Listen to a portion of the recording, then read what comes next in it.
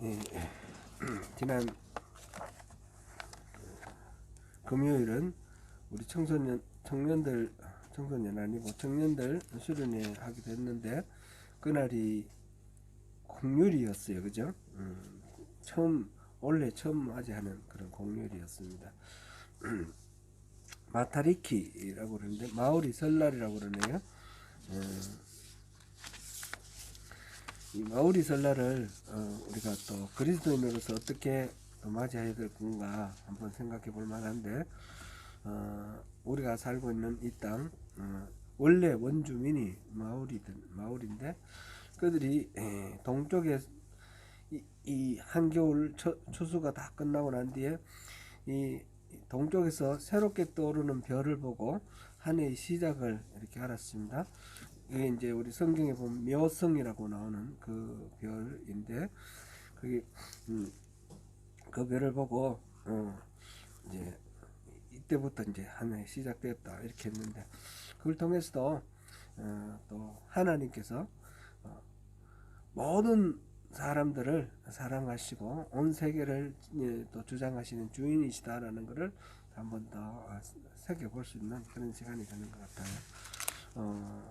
또 뉴질랜드에서는 이 타마리키 앞으로 마타리키인가요?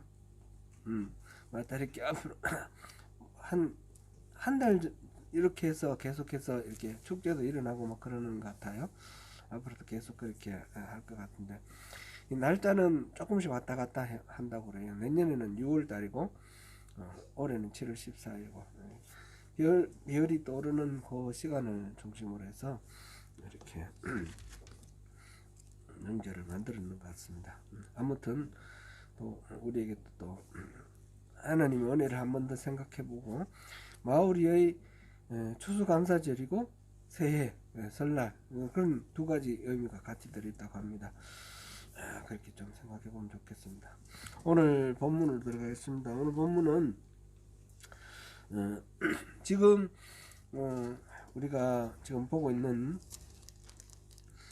마태복음 19장부터 23장까지가 이게 같은 내용의 한 그룹이라고 할 수 있겠는데, 이 유대 지도자들과 예수님과 이 사이에 말하자면 논쟁이 계속해서 일어나고 있어요. 성전에 들어가서 성전을 뒤엎기도 하고, 그죠? 그래서 예수님이 지금 예루살렘에 들어가실 때부터 전쟁이 시작되었다. 예수님의 출정식이다. 제가 그렇게 표현을 했는데, 그래 전쟁이 일어나고 있는 그 상황이 지금 23장까지 이렇게 가 있고, 24장, 25장은 종말론 논쟁이 있고요. 그 속에서 지금 세 가지 또한 이게 그 싸움 속에서 세 가지 논쟁이 있었어요. 첫 번째 논쟁은 예수님이 이렇게 성전을 뒤엎고 이렇게 하시는 그 권위가 어디서 나오느냐, 예수님의 권위의 소스에 대해서 얘기를 논쟁을 했습니다. 그때 거기에 대해서 예수님은 세 가지 비유를 통해서 답을 말씀하셨어요. 결국은 이거는 다 하나님으로부터 오는 거다라는 뜻이었고요. 두 번째 논쟁이 오늘 논쟁입니다. 두 번째 논쟁은, 그러면 이 땅에 살고 있는 우리는 이 지금 우리를 현실적으로 이렇게 다스리고 있는 로마 제국에 대해서 어떻게 대할 것인가, 그게 이제 이 바리새인이 제기한 질문입니다. 이 두 번째 논쟁의 내용을 우리 같이 한번 살펴보도록 하겠습니다. 바리새인들은 예수님을 올무에 걸리게 할 말을 궁리해서 질문을 합니다. 먼저 요란한 찬사로 예수님을 지켜 세웁니다. 선생님이여, 우리가 아노니 당신은 참되시고 진리로 하나님의 도를 가르치시며 아무도 꺼리는 일이 없으시니 이는 사람을 외모로 보지 아니하심이니이다. 16절에 그렇게 말하였습니다. 예수님을 이렇게 막 높이 좋은 말로 미사역으로 이렇게 떠받드는 말을 하면서 입에 발린 칭찬을 합니다. 실제로 이 사람들이 마음속에 그렇게 생각하고 있는 건 아니지 않습니까? 우리가 봤을 때 우리 문맥으로 보면 바리새인하고 예수님은 계속 갈등하고 있어요. 특별히 다음 장에는 23장 보면 7가지 저주가 있어요. 바리새인에 대해서 하는 예수님께서 막 공격하는 그런 저주가 있는데 바로 그 점인데, 지금 막 입으로 이렇게 칭찬을 하는 이유는 예수님의 마음을 대답을 거절하지 못하게 만드는 그런 분위기의 조성이라고 할 수 있겠죠.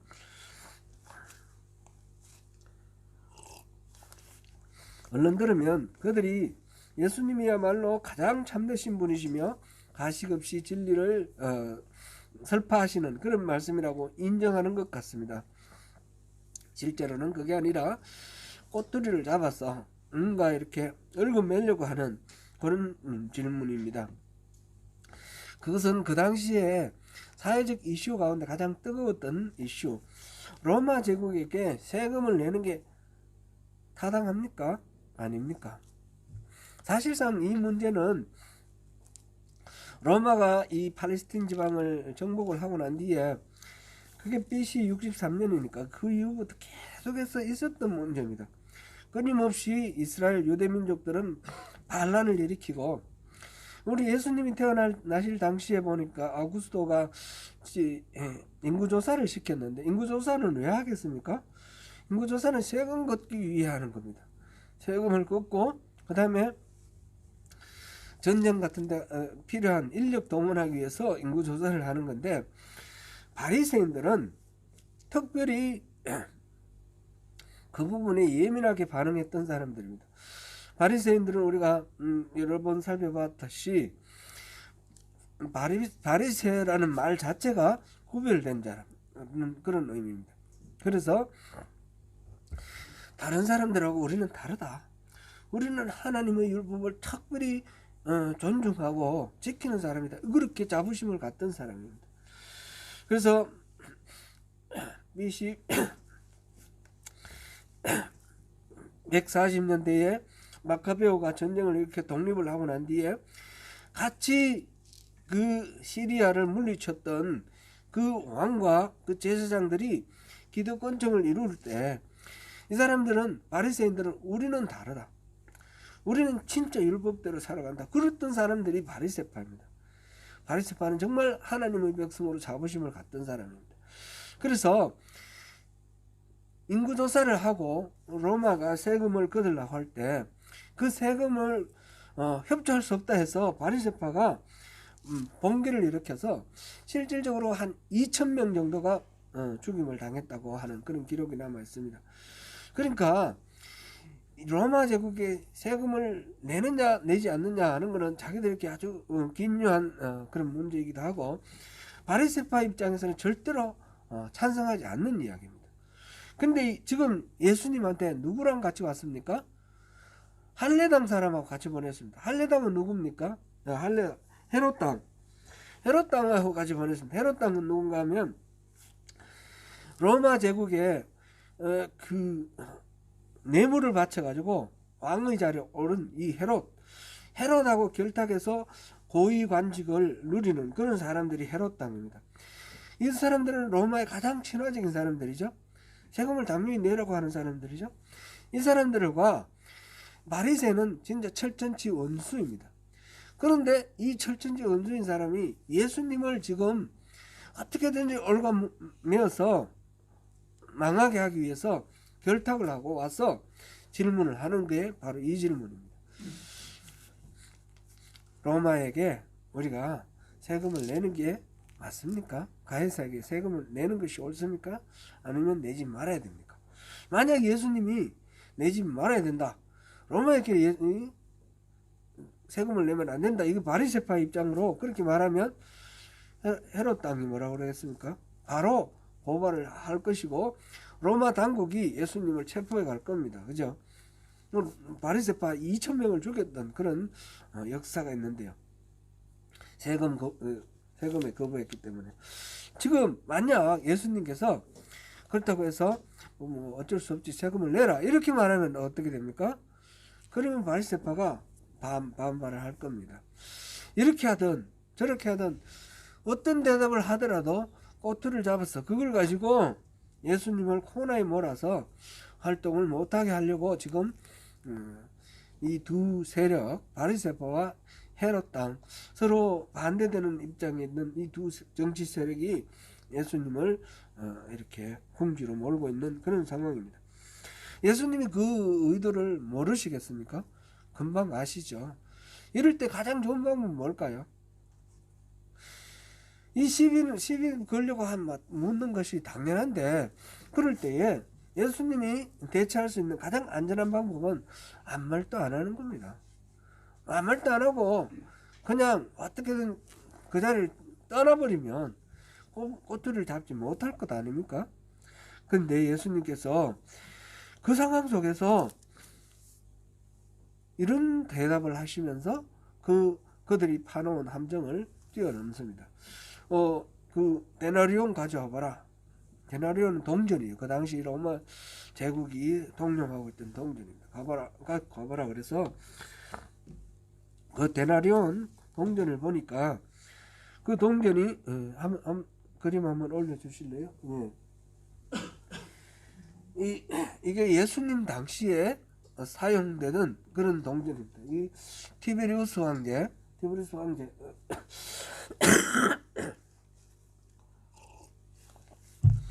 앞쪽에는 티베리우스의 얼굴이 있고 뒤쪽에는 누가 이렇게 앉아 있는 그런 그림인데, 여기 글자가 쓰여져 있습니다. 글자가 시저 티베리우스 아우구스투스. 그래서 이거는 티베리우스 하나님의 아들 티베리우스 황제, 이런 의미입니다. 그런 게 적혀 있어요. 이쪽에 적혀 있는 이 말은 대제사장이라는 뜻입니다. 대제사장. 이거는 이제 로마의 신전에 의해서 대제사장이죠. 그래서 대제사장, 그런 이름으로 적혀 있어요. 그래서 이거는 이 동전 자체가 티베리우스를 황제라고 생각하고 황제라고 고백하는 것이고, 티베리우스를 하나님의 아들이다, 그리고 대제사장이다, 이렇게 인정하는 그런 의미가 되는 것입니다. 그래, 그걸 뭐라고 적혔냐 보니까 그렇게 이 형사가 이 글이 누구의 것이냐, 그러니까 가이사의 것입니다, 이렇게 대답하니까 가이사의 것은 가이사에게 주라, 그렇게 말씀하셨습니다. 그러면서 하나님의 것은 하나님께 바치라. 당시 유대인들은 두 종류의 화폐를 사용하고 있었는데, 이거도 하고 또 하나 더 보여주실래요? 이거는 이제 앞에 거는 데나리온이고 이거는 세겔입니다. 세겔은 여기는 글자가 없죠. 글자가 이것도 누군가 얼굴 형상을 해놓은 것 같고 독수리 형상인데, 저기는 보니까 두로의 돈이다. 우리나라 지금 한국은행 뭐 이렇게 했듯이 두로라고 이렇게 써놨습니다. 이건 두로에서 발행한 화폐입니다. 지난번에 우리가 보니까 14장인가요? 거기서 보니까 예수님께서 이렇게 갈릴리 지방에 어디 가시는데 왜 성전세를 안 냈냐? 그래서 물고기를 잡아가지고 입을 열면 그 동전이 있을 거다.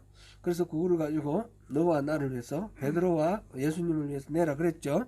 그것도 그게 이제 이 세겔입니다. 세겔.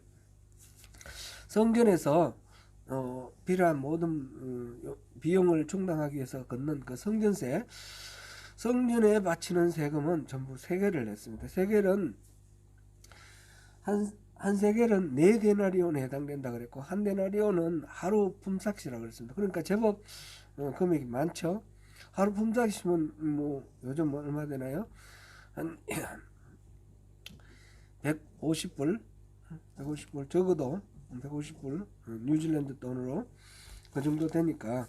근데 그 데나리온 4개니까 제법 됩니다. 근데 아무튼 이유는 언하고, 원래는 성전에는 어떤 형상이라도 형상이 들어있으면 안 돼요.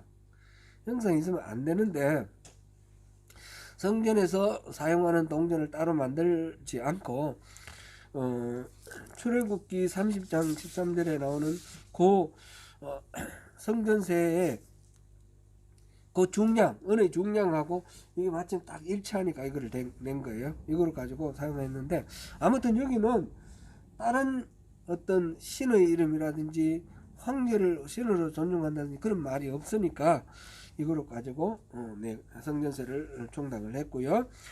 그 다음에 일상적으로 사용하는 화폐는 로마의 황제의 얼굴을 새긴 그런 화폐를 사용했습니다.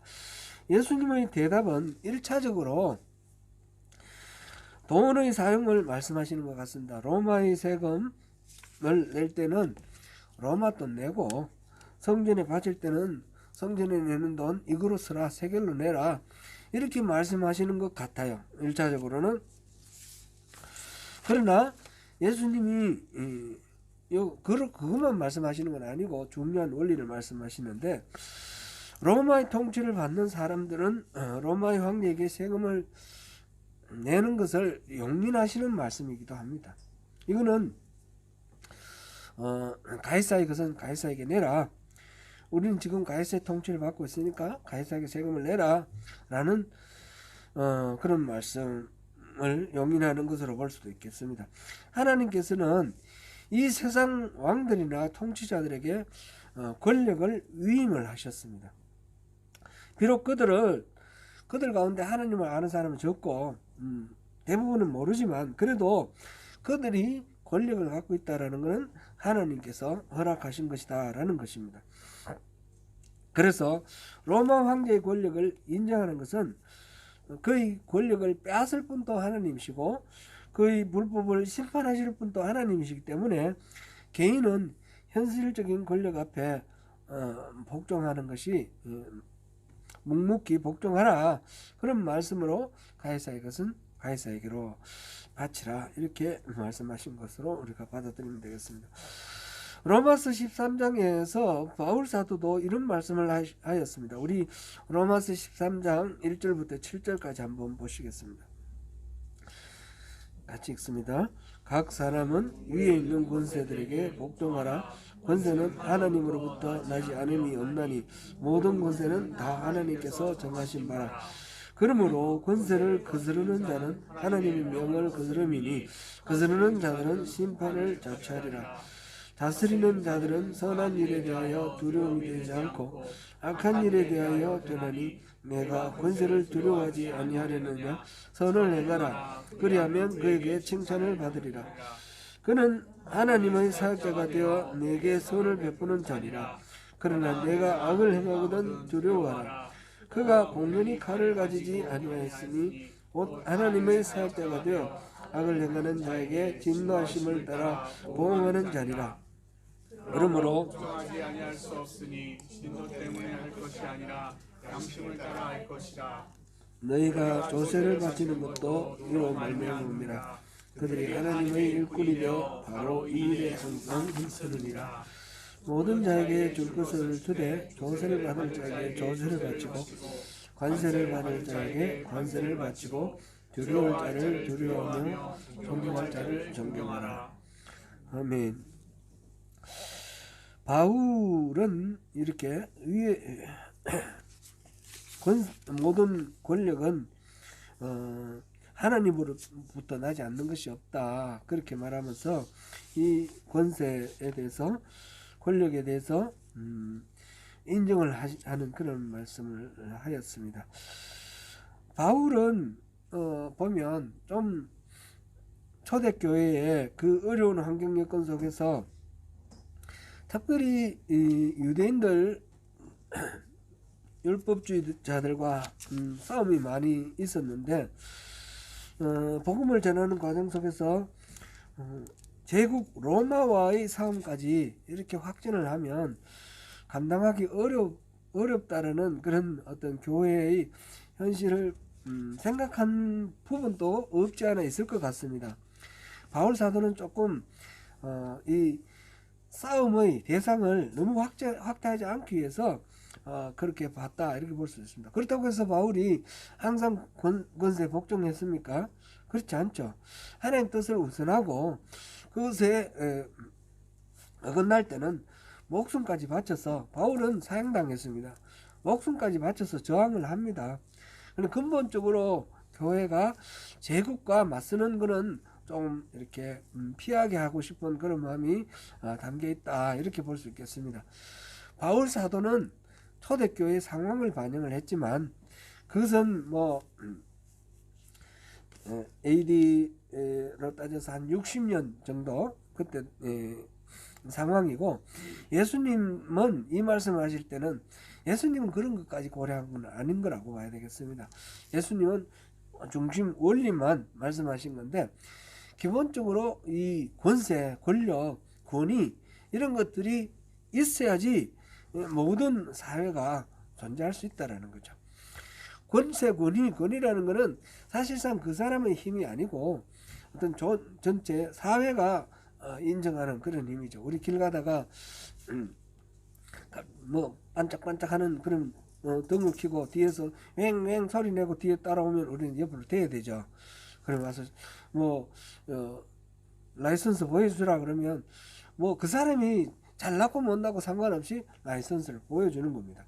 만약 그 사람이 평일날 보통 평상복 입고 와서 우리한테 라이선스 보여달라 그러면 보여줄 리가 없습니다. 이거는 국가가 이렇게 경찰이라는 그런 조직을 만들어 놓은 이 국가가 가지고 있는 권위에 대해서 우리가 존중함으로써 이 사회가 존재한다는 거죠. 예수님께서 그런 기본 원리를 말씀하신 것이 아니겠는가, 그렇게 우리가 받아들이면 좋겠습니다. 사실 이 가이사의 것은 가이사에게, 하나님의 것은 하나님에게, 이 말씀은 해석이 너무너무 풍부하고 우리고 받아들이기도 참 애매하고 어려운 점이 많이 있습니다. 하나님이 권세를 허락하셨으므로 무조건 복종해야 된다라는 것은, 예를 들어서 나치의 히틀러, 북한의 김일성 3부자의 그 3대 세습 왕조의 경우를 한번 생각해 보십시오. 이런 악한 권력자가, 이런 정권이 하나님으로부터 하나님이 부여하신 권위로 왔다, 이렇게 받아들이기가 참으로 우리는 받아들일 수가 없습니다. 그 백성들이 겪는 고통이 너무너무 크고 하나님 뜻에 반하는 것을 우리가 보기 때문입니다. 그래서 일단 기본적으로 우리가 가장 중요한 예수님의 첫 번째 메시지는 이 권세, 권위에 복종할 것은 복종하라, 그런 말씀으로 일단 받아들이고요. 예수님이 또 그것만으로 끝나지 않고 하나님의 것은 하나님께로 바치라 했잖아요. 그 말씀은 이 세상에 우리가 지금 유대인 또 헤롯 땅 예수님 제자들 같이 모여 있지만 이 모든 사람들은 로마의 통치를 받는 로마 제국의 시민으로서만 존재하는 게 아니라는 거죠. 하나님을 섬기는 하나님의 백성으로 존재하는 부분이 있는 것입니다. 그래서 하나님의 백성들은 또 CJ께 바칠 거는 CJ께 바치지만 또 하나님께 바칠 게 뭔가를 생각해야 되는 거죠. 이 몇 가지 중요한 것을 우리가 생각해 볼 수 있겠는데, 첫 번째로는 기본적으로 우리가 먼저 우리 둘 중에 어느 하나를 선택하는 그런 상황이 아니라 둘 다에 해당되는, 가이사의 통치를 받고 있기도 하고 하나님의 다스림을 받기도 있기도 하는, 가이사의 식민이기도 하고 하나님 나라 백성이기도 하다라는 이 두 가지, 우리는 두 세계의 두 나라에 속한 듀얼 멤버십을 가진 그런 존재다라는 것입니다.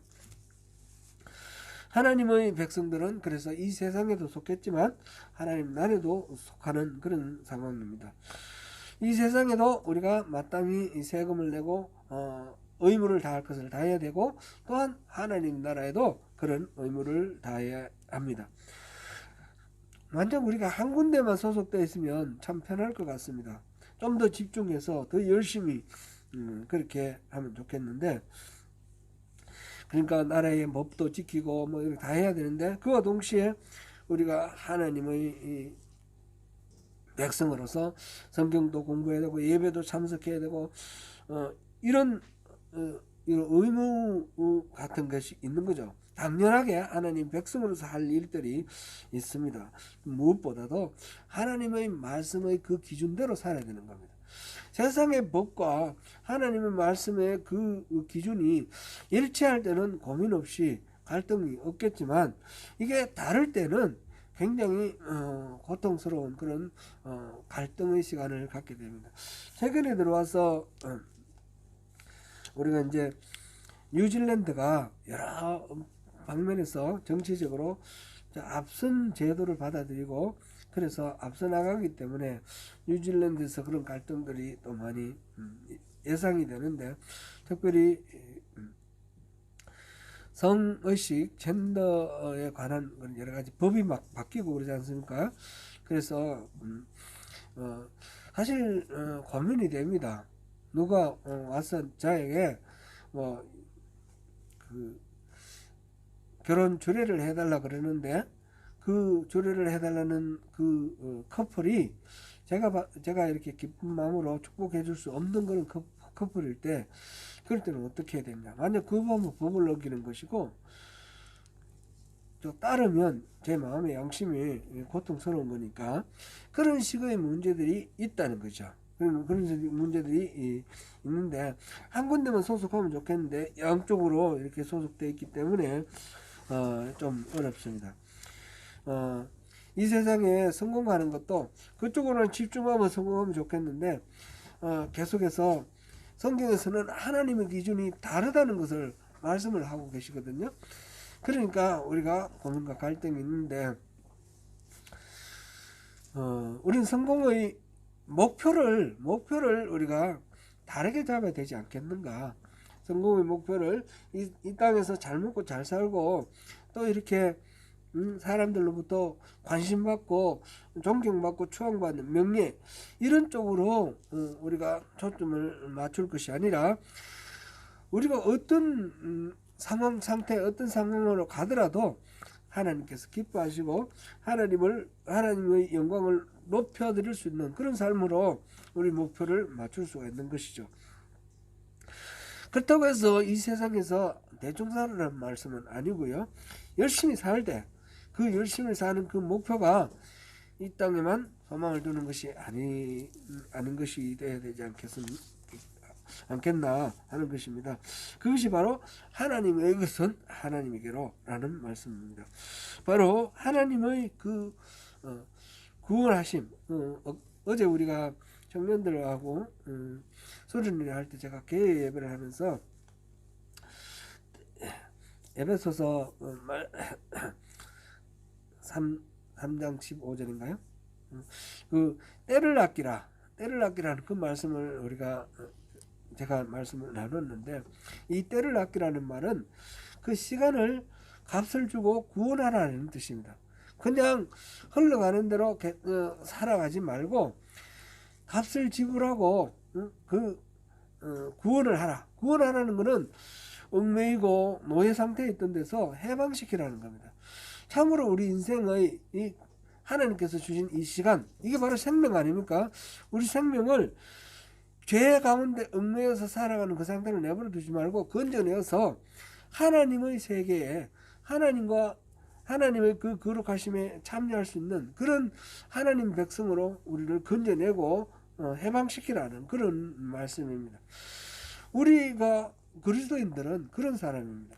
그런 사람이기 때문에 우리가 이제 세상의 일상적인 그런 호흡으로만 살아가지 말고 하나님의 호흡으로 우리가 숨쉬고 하나님의 사고방식으로 우리가 하나님의 가치관으로 우리가 살아가고 모든 것들을 판단하고 그렇게 하는 것이 하나님 나라 백성의 삶이 되어야겠습니다.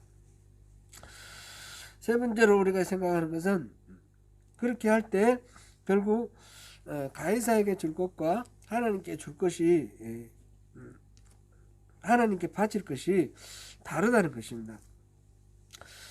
우리가 이 세상에 줄 것은 돈이나 몸 이거지만 우리의 영혼, 우리의 존재, 이 존재 자체의 의미, 이거는 세상에다가 그렇게 줘버릴 수 있는 것이 아니죠. 이거는 오직 하나님께만 드릴 수 있는 그런 귀한 것입니다.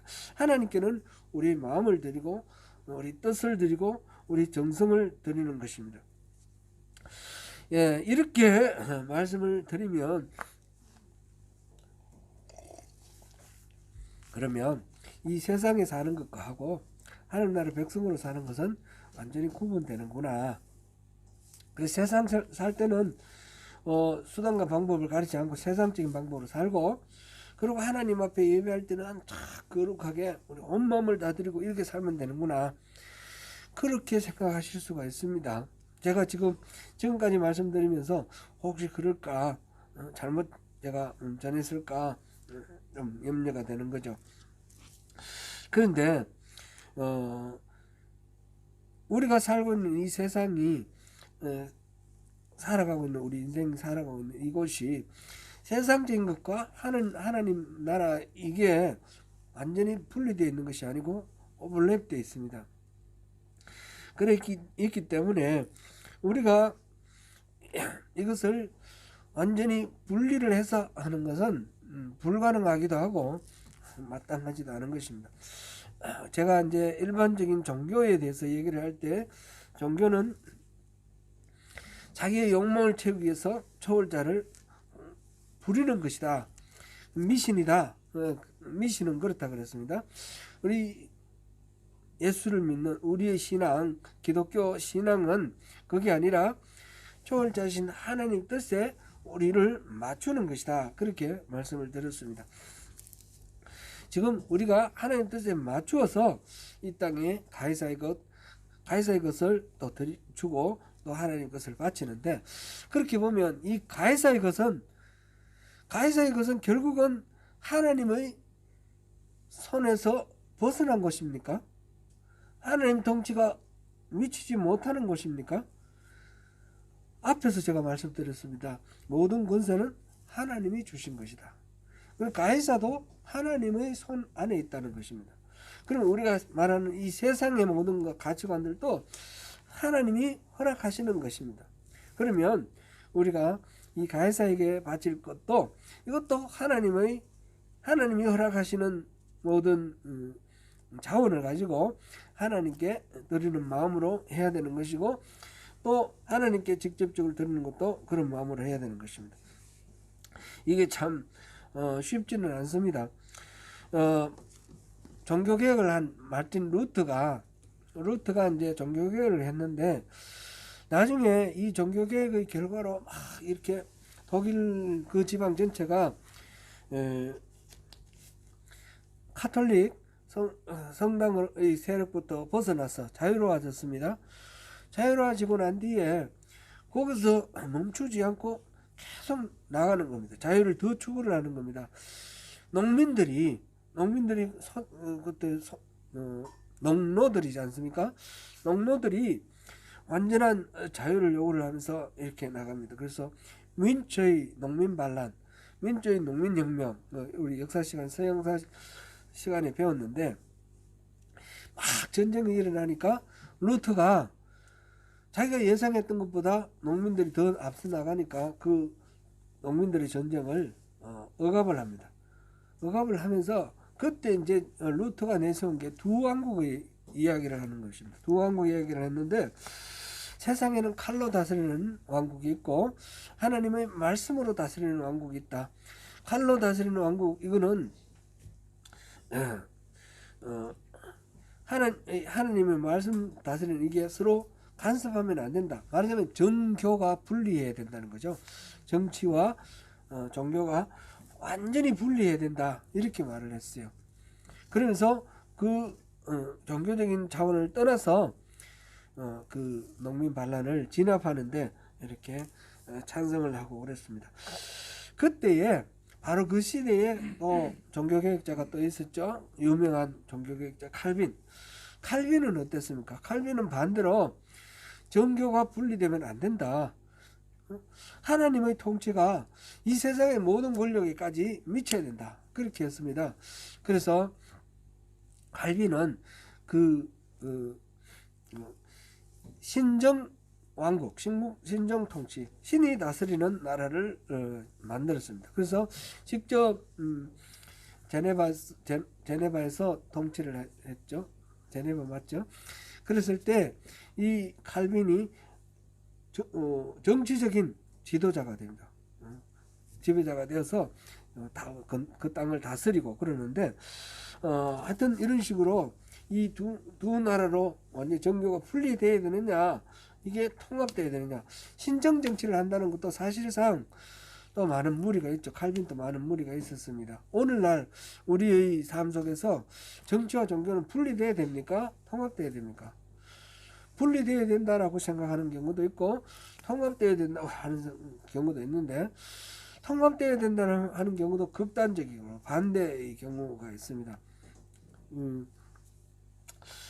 우리 조국 대한민국에 보면 지금 온 사회가 이게 나눠져 있는데 교회도 나눠져 있습니다. 교회도 많이 나눠져, 참 안타까운 일인데, 지금 독일에서 나중에 히틀러가 등장했단 말이죠. 히틀러가 등장을 해가지고 그런데 독일 교회는 루터의 영향을 강하게 받았으니까 정치에 교회가 개입하면 안 된다, 그런 입장이 강한 거예요. 그리고 히틀러가 완전히 나라를 그 독재 국가로 만들고 그런 전쟁을 일으켜서 수많은 사람들을 죽이고 세계를 완전히 구렁텅이로 빠뜨릴 때에 그때 독일 교회가 협조를 했다는 겁니다. 독일 교회가 하나님을 믿는 하나님의 백성들이 거기에 동조를 하고 협조를 했습니다. 거기에 반대하는 교회가 있었죠. 그 반대하는 교회가, 고백교회가 대표적인 두 인물을 냈는데, 한 인물은 본헤프고 한 인물은 칼바르트입니다. 본헤프는 어떻게 했습니까? 직접적으로 히틀러를 암살하려는 그런 시도를 해가지고 그게 발각되어서 사형당했습니다. 이 칼바르트는 그게 아니라 직접적으로 참여를 하지 않았지만, 교회가 이 정치의 그 잘못된 것들에 외면해서는 안 된다. 교회, 하나님의 통치하심은 온 땅의 모든 영역에 다 미쳐야 된다. 그런 신학을 펼쳤습니다. 칼바르트의 그 신정통주의라 그러는데요.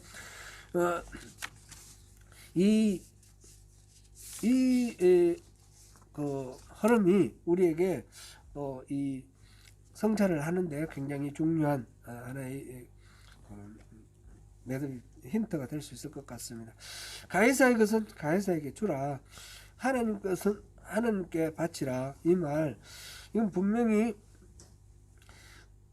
세상의 일들에 대해서 우리가 세상의 이 직장 생활, 이 세금만 바치고 말라는 의미는 아니겠습니까? 세금을 바치라는 것은 거기에 합당한 의무를 다하고 또 권리를 행사하라는 그런 것으로 볼 때, 우리가 세상적으로 우리가 세금도 바치고 직장생활도 하고 공부도 하고 또 돈도 벌고 그러면서 이 세상 속에서 이 세상을 궁극적으로 하나님 통치 아래 있는 거니까 이 세상도 하나님 뜻에 맞게 하나님 나라가 되도록 하는데 애를 쓰라는 겁니다.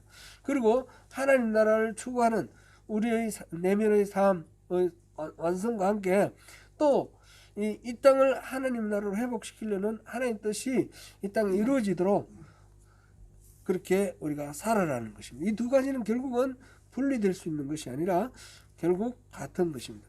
예수님께서 이걸 굳이 말씀을 하신 이유는 아무 말 안 하고 지나가면 시비는 안 걸리겠지만, 이렇게 말씀하심으로써 바리새인도 말 못하고 헤롯 왕도 말 못했으니까 예수님께서 교묘한 말로 위기를 탈출하는 이 말의 마술사다, 그걸 보여주려고 하는 것이 아니죠.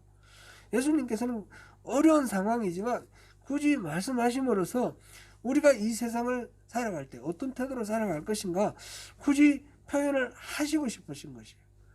그래서 이 세상에도 충실하고 우리 신앙생활을 충실하는데 그것이 완전히 분리될 수는 없고 하나로 하나님 뜻 안에 삶을 통합될 수 있도록 그렇게 하라는 말씀으로 우리가 받아들이면 되겠습니다.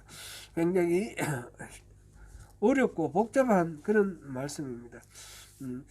그리스도인은 가이사의 세상도 하나님이 영역으로 회복되도록 주님 뜻을 이 땅에 실현하는 삶을 살아야 합니다.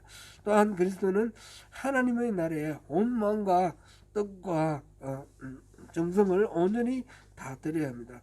주님 은혜 안에서 이 세상을 이기고 하나님 나라로 회복하는 귀한 군대가 되어서 마침내 승리의 계가에 동참하시는 저와 여러분 되시기를 축원합니다. 기도하겠습니다. 은혜로우신 하나님, 예수님이 주신 말씀, 가이사의 것은 가이사에게, 하나님의 것은 하나님에게 바치라는 말씀을 살펴보았습니다. 우리가 이 세상 살아가면서 이 세상에도 책임을 지고 성실하게 살아가고 하나님 나라를 이루는 그 일에 최선을 다하면서 우리의 목표를 이 땅에서 잘 먹고 잘 사는 데 두지 않고 영원한 하나님 나라의 그 영생을 이루는 그 일에 초점을 맞추는 그런 인생 되기를 원합니다. 주님 늘 함께 해주시고 주님의 것으로 충만하게 채워주옵소서. 예수님 이름으로 기도드립니다. 아멘.